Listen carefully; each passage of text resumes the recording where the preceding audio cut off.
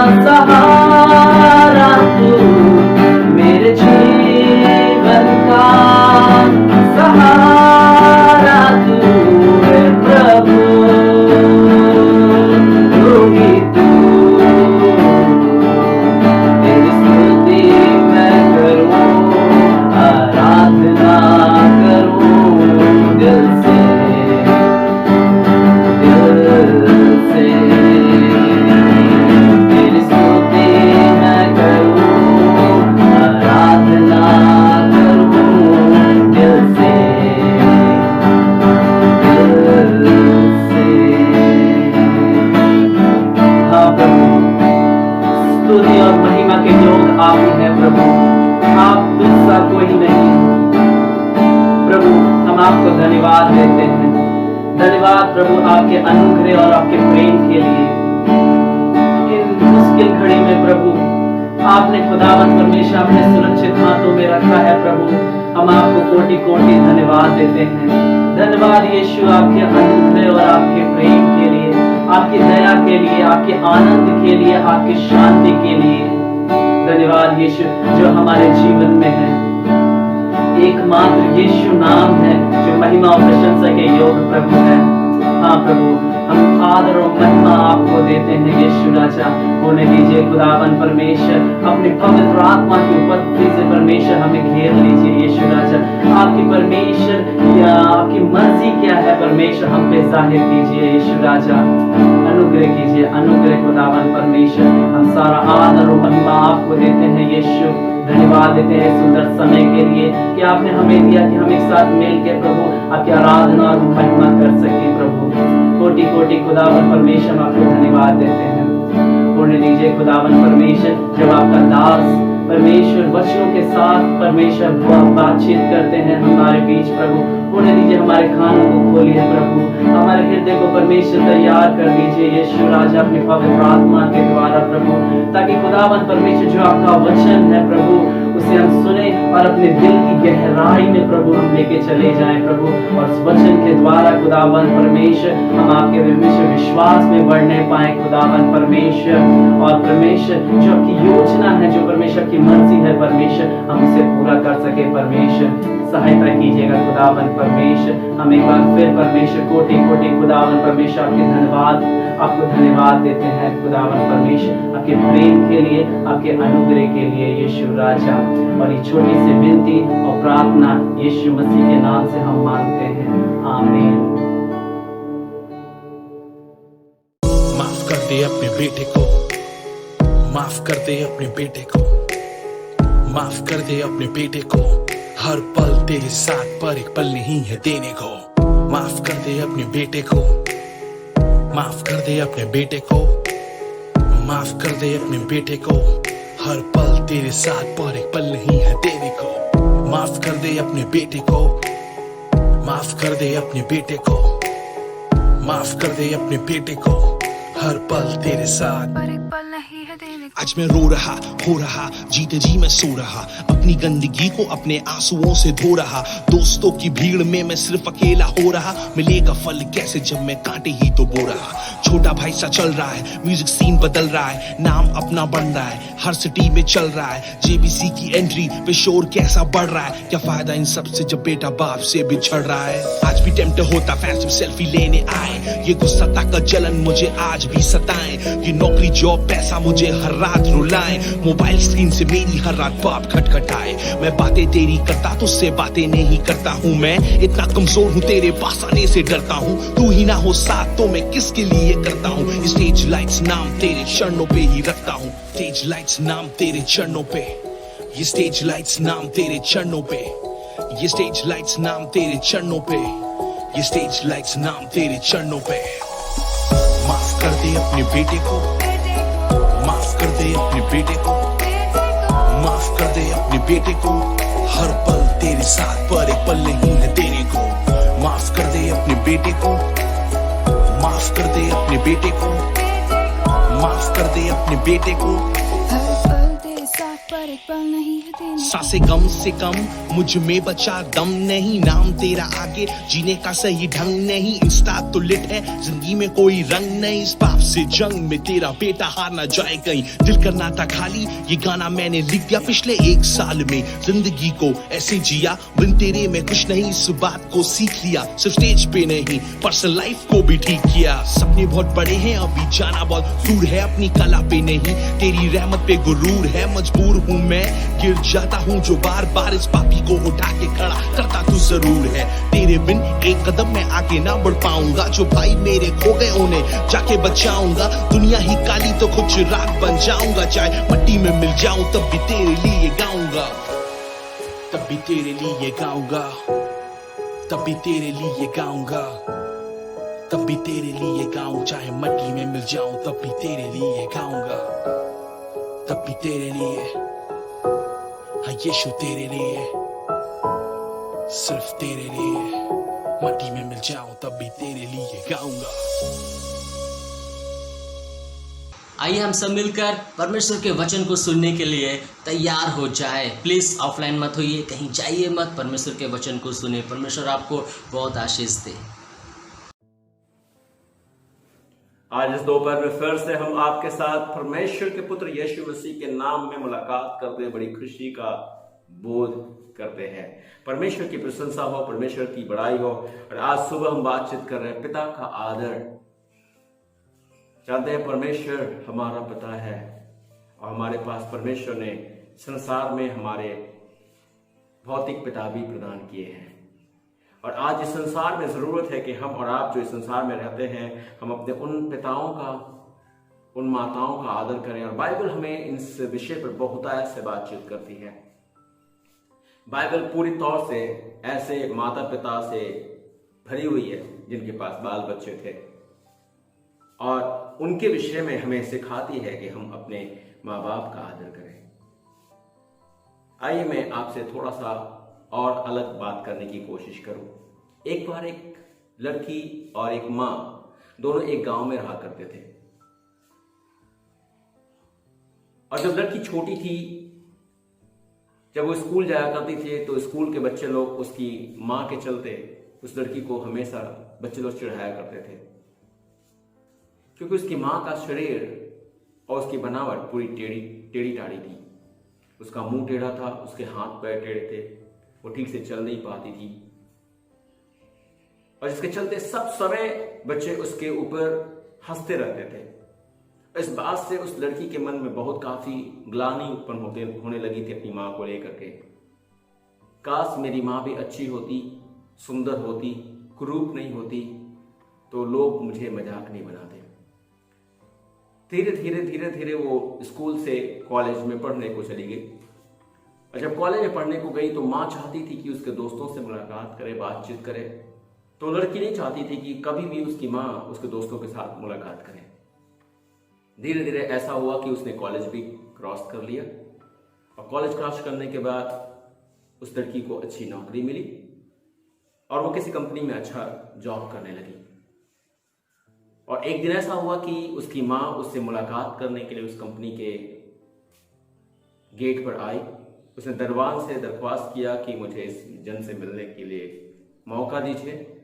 और जब वो दरवान जा करके उस लड़की से बोला, उस लड़की ने बिना सोचे समझे उस दरवान से ये बोला, उस महिला को अंदर मत आने देना, परंतु उससे निकाल करके गेट से बाहर फेंक देना, क्योंकि उसके चलते मेरी इज्जत डूबती चली जा रही है। और जब ये बात वो बोली तो इस बात को उसकी मां सुन रही थी। जब तक दरवान आता वो महिला चुपचाप वहां से चली गई थी, लेकिन अपने आप में एक बात को बोलते हुए जा रही थी कि मेरी बेटी, भला होता कि मैं उस दिन तुम्हें मरने के लिए छोड़ देती, जिस दिन तुम आग के पूरे जलजले में थी। जब उस गांव में एक बार आग लगी थी, उस आग में वो बेटी अपने घर में पड़ी हुई थी, बचाने वाला कोई नहीं था। इस महिला ने अपनी बेटी के लिए अपने जान की परवाह किए बगैर उस आग में कूद करके इस बच्ची की जान बचाई थी। बच्ची की जान तो बच गई थी, लेकिन महिला ने अपने आप को आग से बचा नहीं पाया था। कई सालों के बाद उसके शरीर की ये स्थिति थी जिसके चलते वो कृपल हो गई थी। उसके हाथ पैर टेढ़े टाढ़े हो गए थे। मेरे प्रिय, कई बार मुझे नहीं समझ में आता कि हम अपने माँ बाप के इन सारे त्यागों का, इन बलिदानों का कदर समझ पाते हैं। हमें कई बार इस विषय को सोचने का भी मौका नहीं मिलता कि उन्होंने हमारे लिए कितने कष्ट उठाए, कितना दुख उठाया। उन्होंने हमारी जरूरतों को पूरा करने के लिए वे अपनी जरूरतों को काट दिए। उन्होंने हमारे लिए बिना खाए पिए हुए रहे ताकि हमारा पेट भरा रहे। उन्होंने हमारे लिए विनती की, उन्होंने हमारे लिए उपासना किया, उन्होंने हमारे लिए उपवास किया, उन्होंने हमारे लिए लोगों के सामने अपने आप को जलील किया, छोटा बनाया, ताकि हमें और आपको सम्मानित बना सके। नहीं जानता मैं कि आप और हम अपने माँ बाप के आदर के लिए क्या सोचते हैं। अपने पिता के आदर के लिए कितने बार हमारे और आपके मन में कोई भावना भी जागती है। मैं आज आपसे जो बातचीत कर रहा हूं वो इसी प्रकार से है प्रिय। सबसे पहली बात जो हमें जानने की आवश्यकता है वो ये है हमारे माँ बाप का बलिदान, जिन्होंने हमारे और आपके लिए अपनी सारी सामर्थ्य से सब कुछ को करके हमें पूरा करके दिखाया, लेकिन अपने सारी चीजों को हमारे लिए खोया ताकि हमें और आपको सारी चीजें प्रदान की जाए। परमेश्वर की प्रशंसा हो, परमेश्वर की बड़ाई हो। उन्हें किसी से भी अगर सामना भी करना पड़ा आपके लिए, किसी से कुछ बात भी सुननी पड़ी आपके लिए, किसी ने अगर और कुछ भी आपके प्रति बोला था तो उन्हें चुपचाप उन सारी बातों को सह लिया था। ना दिन देखा उन्होंने, ना रात देखी, न बारिश देखा, न ठंड देखा, परंतु वो अपने आप में आपके लिए हमेशा बलिदानी बने रहे।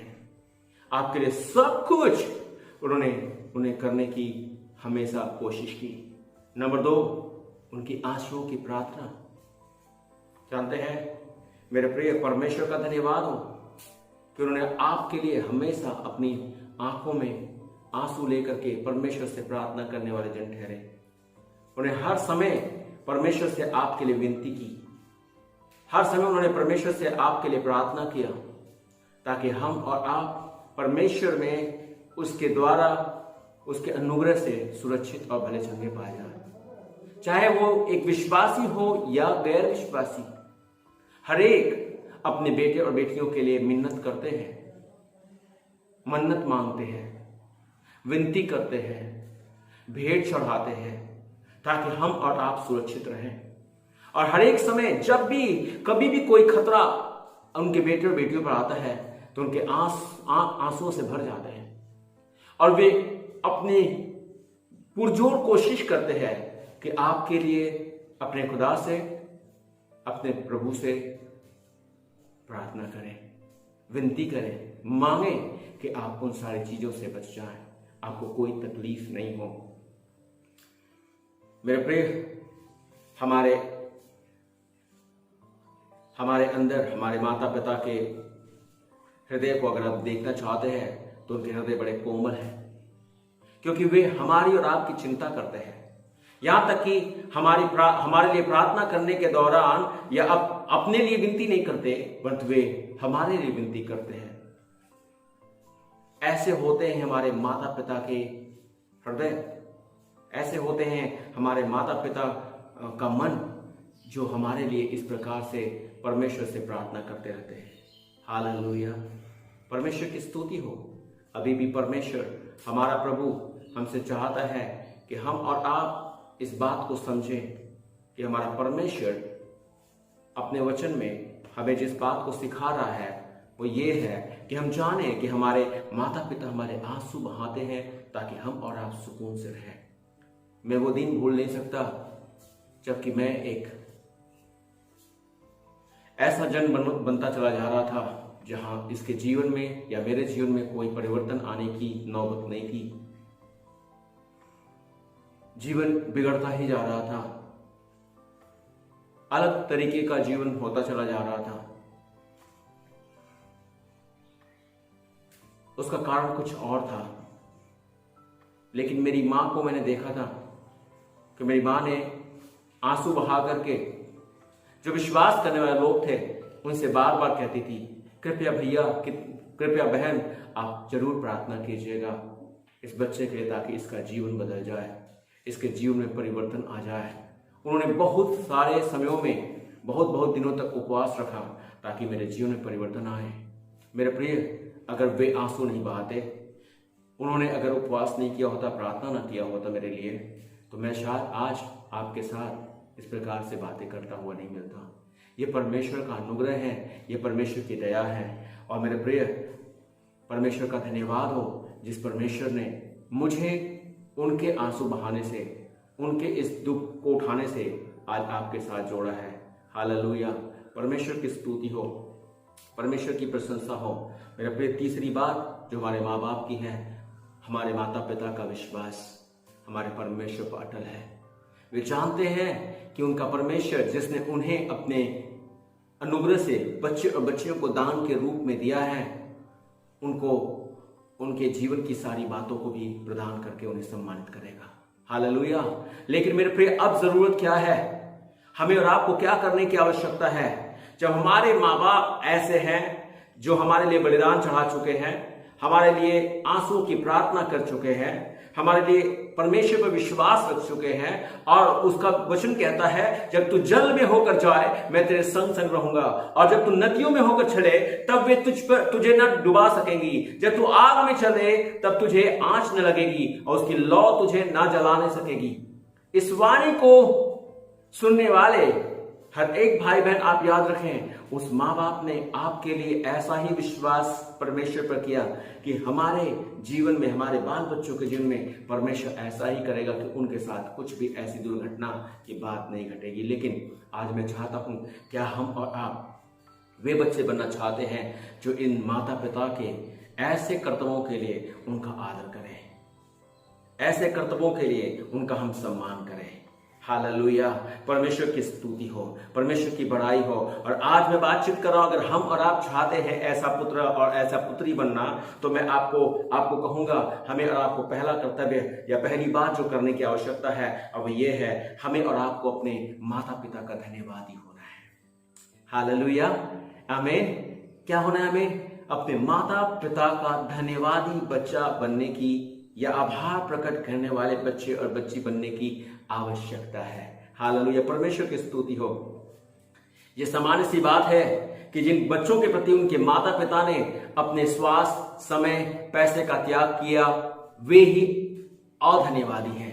वे कभी कभी दूसरे माताओं पिता से अपने माता पिता की तुलना करते हैं और उन्हें अपमान करके चोट पहुंचाने की कोशिश करते हैं। आखिरकार आपने मेरे लिए किया क्या? मेरे प्रिय, अगर मैं ऐसा हूं, अगर हम ऐसे हैं, तो मैं आपसे चाहूंगा कि हम और आप आज इस दोपहर की घड़ी में अपने माता पिता के उस निरंतर त्याग को, उस निरंतर की प्रार्थना को, उस निरंतर की मानसिक वेदना को जो आपके लिए और हमारे लिए उन्होंने सहा है, उनको उनके कारण सम्मान देंगे, उनको आप भूलेंगे नहीं। परमेश्वर से आशीष पाने के लिए वह एक अनिवार्य आवश्यकता है जो आशीषों को पाने का योग बनाते हैं। और बच्चों का परमेश्वर का आदर करना आशीष का कारण है। जैसा इफिसियों की पुस्तक उसके 6 अध्याय 2 पद से लेकर 3 पर, इफिसियों 6 अध्याय 2 से लेकर 3 पर कहता है, अपनी माता और पिता का आदर कर, यह पहली आज्ञा है जिसके साथ प्रतिज्ञा भी है कि तेरा भला हो और तू धरती पर बहुत दिन जीवित रहे। हालेलुया। परमेश्वर की स्तुति हो, परमेश्वर की महिमा हो, परमेश्वर की बड़ाई हो। परमेश्वर का वचन कहता है, अगर हम और आप परमेश्वर के अपने दिए गए माता पिता का आदर करते हैं, उनके धन्यवादी होते हैं, तो परमेश्वर वचन कहता है कि वो हमें और आपको हमारे और आपके साथ प्रतिज्ञा बांधता है और वो चाहता है कि हमारा भला हो, कभी बुरा नहीं हो। आमीन। परमेश्वर की स्तुति हो। आइए मेरे प्रिय, हम ऐसे समय में अपने माँ बाप के धन्यवादी हों जिनके कारण हम और आप इस संसार में पाए जाते हैं। आज उनके आभार हम प्रकट करने वाले हो जाएं। शायद हम सोचते हैं कि आभार प्रकट करने के लिए हमें कुछ देने की आवश्यकता है। मैं विश्वास करता हूं कि हमें देने से कुछ नहीं प्रदान होता या देने से हम किसी का आभार नहीं चुका सकते। लेकिन जिन बातों के द्वारा हो सकता है कि हमसे गलती हुई हो और हमने अपने माँ बाप के दिलों को तोड़ा हो, उनको अब से बोलना बंद कर दें। आमीन। हालेलुया। परमेश्वर की स्तुति हो। नंबर 2, ऐसे बच्चे हम बन जाएं जो हमारे लिए हमारे माँ बाप गर्व करने पाए या हमारे ऊपर वो घमंड कर सके और उन्हें हम अपनी तरक्की में, अपनी उन्नति में शामिल कर सके। आमीन। परमेश्वर की स्तुति हो। यूसुफ के पिताजी बुजुर्ग हो चुके थे, उनकी आंखें धुंधली पड़ गई थी।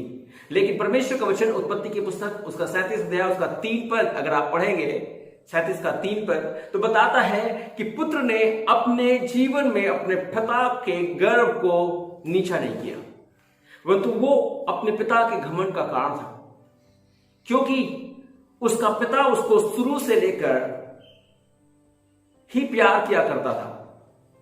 जानते हैं, वो अपने पिता के सम्मान का विषय था। हे मेरे प्रियो, आओ कि हम भी अपने पिता के गर्व का कारण बन जाएं, अपनी माता के घमंड का कारण बन जाएं। हम और आप अपने जीवन में इस बात को संभाले कि हमारे माता पिता हमारे दोस्तों से कम महत्व नहीं पाए, तो उनसे ज्यादा महत्व प्राप्त करें। ऐसा प्रकट करें कि दोस्त आपके माता पिता से बढ़कर या श्रेष्ठ नहीं है। आपका स्वार्थ या आपका नया सहयोगी आपके माता पिता से बढ़कर नहीं है। अगर ऐसा कुछ है मेरे प्रिय जिसमें आप देखते हैं कि आपका संबंध या आपके दोस्त या आपका स्वार्थ या आपकी चीजें आपके माता पिता से बढ़कर हो चुके हैं, तो वे आपके माता पिता के गुरूर को तोड़ रही हैं।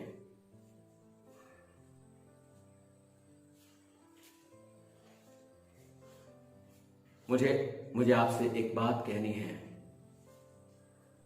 माता पिता आपके किसी भी अवरोधी मामले और कठिनाई में आपका साथ देंगे। आपके सब आनंद और विपत्ति में आपके साथ सहभागी होंगे। अपने प्रेमहीन कर्मों से उन्हें खो न दें और उन्हें हृदयों से न तोड़ें। उनका साथ छोड़ने और उन्हें भूलने के अंत में आप स्वयं को पलायन कर रहे हैं, स्वयं को छल रहे हैं। हमें सावधान होने की आवश्यकता है, हमें सतर्क होने की आवश्यकता है, और हमें अपने अपने अपने माता पिता को अपने सारे खुशी का, सारे वैभव का, सारे तरक्की का हकदार बनाना है। उत्पत्ति की पुस्तक उसका 45 अध्याय उसका 13 पद बताता है, और तुम मेरे सब वैभव का जो मिस्र में है और वह सब जो तुमने देखा है मेरे पिता से वर्णन करना और मेरे पिता को तुरंत वहां ले आना। एक बेटा जो अपने बाप का इतना सम्मान करता है, एक बाप का अपने जीवन में इतना बड़ा आदर करता है कि वो जब अधिपति बन चुका है, जब वहां का प्रधानमंत्री बन गया है मिस्र का, तो वो भूल नहीं गया है कि उसका पापा कैसा है।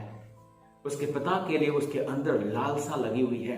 हालेलुया, परमेश्वर की महिमा हो। मेरे प्रिय भाई बहन, आओ कि हम भी अपने परमेश्वर के इस महिमा में बातों में अपने माता पिता को भी हकदार बनाएं। अपने वैभवशाली जीवन में, अपने प्रतिभाशाली जीवन में, अपने सफल जीवन में भी अपने माँ बाप को अपने जीवन का आधार बनाए रखें और उनको उसका हकदार बनाएं, ताकि हम परमेश्वर से आशीष को प्राप्त कर सकें। मेरे जवान भाई बहन, क्या आप यीशु के समान एक कर्तव्यनिष्ठ बच्चे के रूप में बदलेंगे जो अपने माता पिता का सम्मान करता है? प्रभु आपको एक सफल मनुष्य बनाएगा और वह आपको आशीष देकर दुगुना भाग प्रदान करेगा। मैं विश्वास करता हूं कि परमेश्वर ऐसा है और वो आपके साथ ऐसा ही करेगा। तीसरी बात, आइए हम और आप अपने माता पिता का बोझ उठाने वाले बच्चे बने। कभी मत कहिए कि माँ बाप आपके लिए बोझ हैं।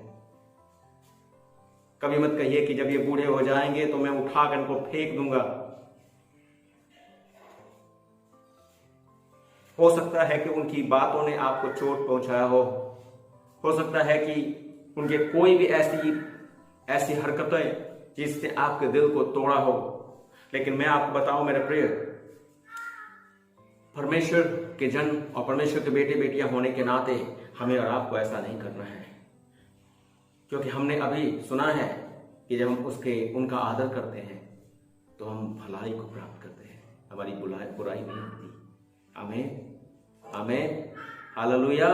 सो मेरे प्रिय, आइए हम अपने माँ बाप को बोझ नहीं समझें और उनकी रक्षा भी करें, उनका बोझ उठाएं और उनकी रक्षा भी करें।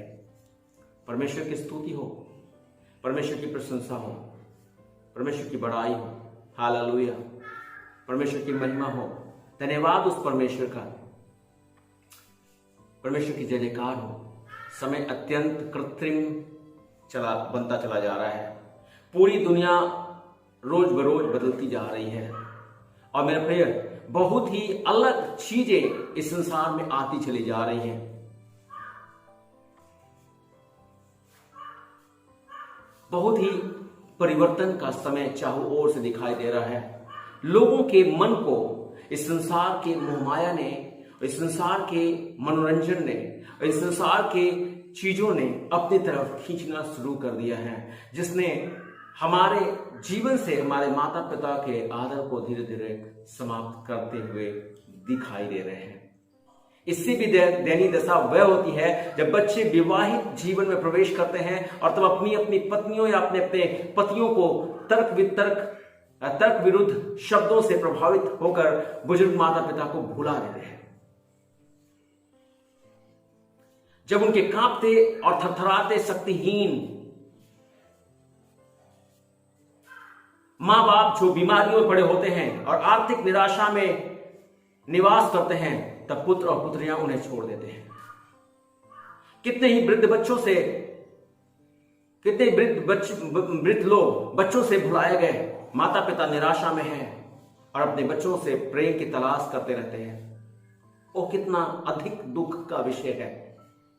हमारे प्रभु बच्चों के हृदय और उनके विचारों, आचार व्यवहार, मनोवृत्ति और गतिविधियों को देखता है।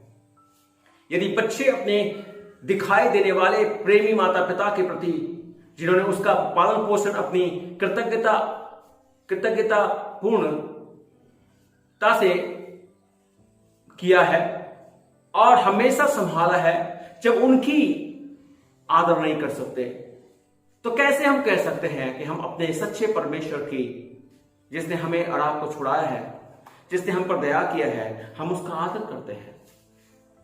क्योंकि प्रभु का वचन मलाकी की पुस्तक उसका 1 अध्याय उसका 6 पद कहता है, पुत्र पिता का और दास स्वामी का आदर करता है।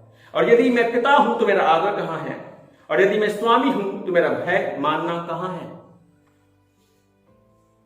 आज जिनको हम देखते हैं, जिनके हम साथ रहते हैं, जिनके साथ हमने उठा और बैठा, जिनके साथ हम खाए और पिए, जिन्होंने हमारी सारी बातों हमारी सुधी ली, अगर उनके साथ हम ऐसे बेरुखी करने वाले लोग हैं, तो कैसे कह सकते हैं कि हम परमेश्वर का आदर करते हैं। आइए यीशु की ओर दृष्टि करें। जब यीशु संसार में थे, तो मेरे प्रिय, परमेश्वर का वचन बताता है कि जब उनकी मृत्यु होने वाली थी, जब वो क्रूस पर थे, उस निर्दयी क्रूस पर जहां पर उनका प्राण निकलने वाला था, जहां उनके हाथों में कील थे, उनके पैरों में कील था, उनके सिर के ऊपर कांटों का ताज था, उनके शरीर पर कोड़ों के जख्म थे, और यहां तक कि उनके ऊपर लाछन और निंदा और असहनीय वेदना की बातें थी। उस समय भी परमेश्वर के पुत्र यीशु मसीह ने अपनी माता की ओर ध्यान दिया। शायद हो सकता है कि आपके पास भी ऐसी वेदना है, ऐसी तकलीफ है, ऐसी बातें हैं जिसमें आप होकर जा रहे हैं और आप सोचते हैं कि शायद मैं ऐसे तकलीफ की घड़ी में कैसे किसी की सहायता कर सकता हूं। सुनिए तो सही, परमेश्वर के पुत्र यीशु मसीह ने क्या किया। जब उन्होंने देखा कि उसकी मां अकेली रह गई है, तो उसने अपने चेले से कहा, देख तेरी माता, और तब माता से भी कहा, देख तेरा पुत्र। और उसी समय से यूहन्ना अपने साथ यीशु की माता को अपने साथ अपने घर ले गया। मेरे प्रिय, यीशु मसीह अपनी मां से प्यार करते थे। जब वो अकेली थी तो उन्होंने अकेला नहीं छोड़ दिया था।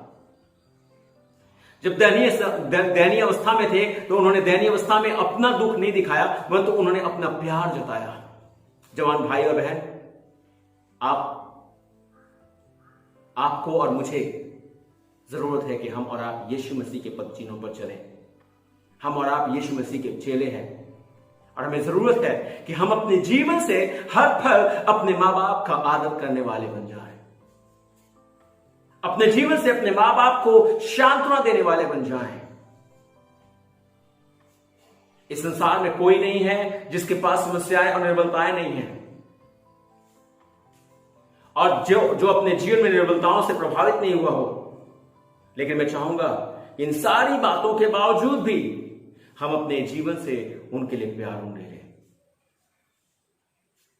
हालेलुया। उनके लिए सम्मान दें जिन्होंने मुझे और आपको सम्मानित जगह में लाकर खड़ा किया है। अगर हम जिन्हें देखते हैं उनका आदर करते हैं तो मैं विश्वास करता हूं कि जिसको हम नहीं देखते हैं उसका हम जरूर आदर करते हैं। आमीन। आइए अपनी आंखों को बंद करें, हम प्रार्थना में चले। मेरे प्रिय भाई बहन, अगर अभी तक आपने अपने माँ बाप का आभार नहीं प्रकट किया है, जिन्होंने आपके लिए बलिदान किया, बलिदानी जीवन जिया, अगर आप उनके लिए घमंड के कारण नहीं हैं और आप अपनी तरक्की में उनको शामिल नहीं करते हैं, जिन्होंने आपके आंसू बहा करके प्रार्थना की, और अगर आप उन्हें अपने जीवन में बोझ समझते हैं और अब तक ऐसा किया है, तो क्या आप कहेंगे अब से मैं उन्हें उनका बोझ उठाऊंगा, उनकी रक्षा करूंगा?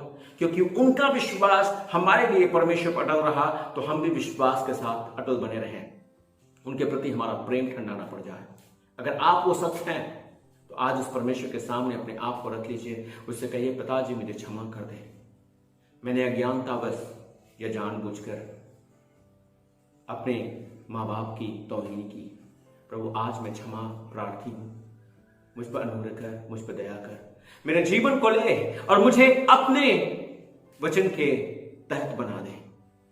मेरे माँ बाप, मेरे गुरुबिंद, मेरे बड़े बुजुर्ग, उन सबका आदर करने वाला बना, सहायता कर ताकि मेरा चाल चलन ऐसा हो, मेरा जीवन ऐसा हो कि वो ज्योति के समान हो जो चमके, और मेरा उजियाला लोगों पर चमके और लोग देख करके पिता की जो स्वर्ग में है उसकी महिमा करें।